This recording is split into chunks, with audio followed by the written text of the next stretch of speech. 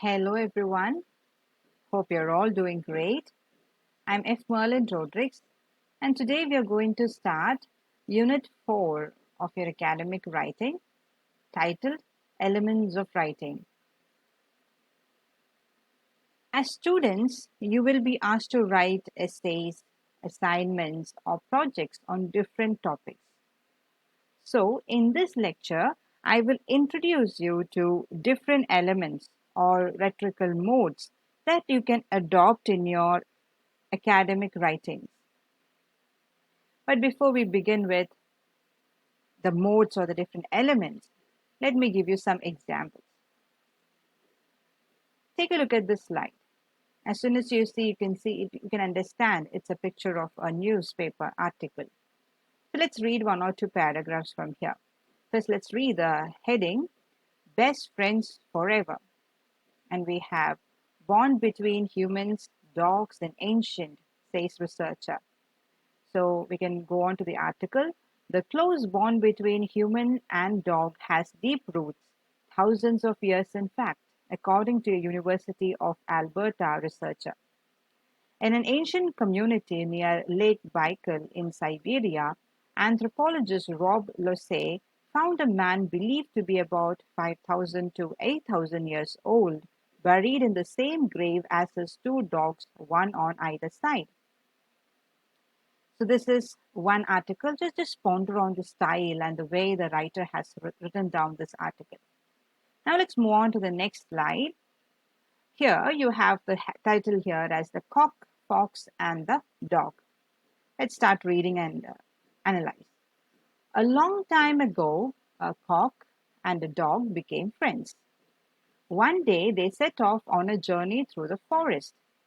After a long walk, they came upon an oak tree. It was becoming dark, and they decided to rest there. The dog said the cock, I will sleep in the hole at the bottom of the tree. If you need anything, you can call me. The cock flew up to a branch and rested there.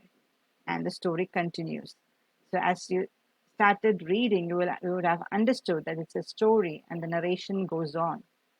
Now let's move on to the next slide.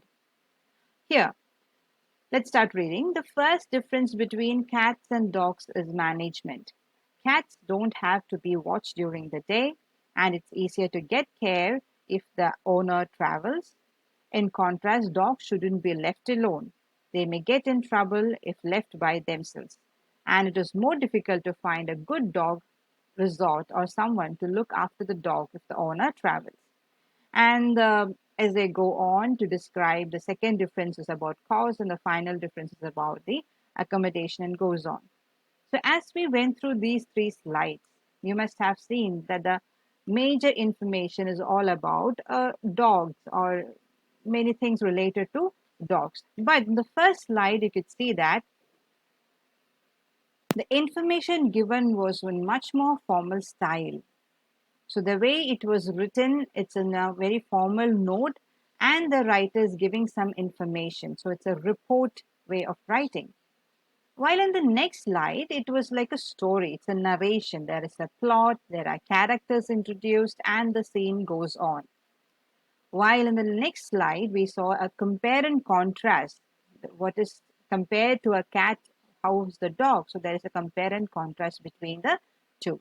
So there are different ways of giving information or to persuade the readers. Okay. So as a student, you can adopt any of these kinds of different ways or styles of writing down a academic writing. So that is what we are going to see here in this chapter, the different ways or methods or styles you can adopt to write or to finish your academic writing. It can be your assignments or projects or essays. Okay, so this way of writing, the art of communicating is called rhetoric.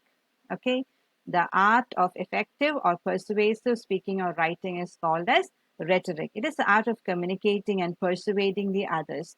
It can be in either oral or in the written form. Here you're going to see what are the different written mode or writing strategies to persuade a reader. So the rhetoric modes are, the different rhetorical modes are narration, description, illustration, argumentation, compare and contrast, cause and effect, process analysis, definition, classification, and division. So these are the different various methods or modes by which you can communicate or persuade a reader.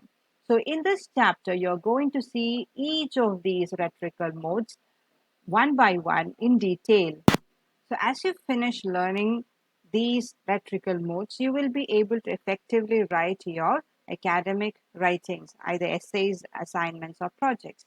Okay, so we'll continue the detailed description in the next part.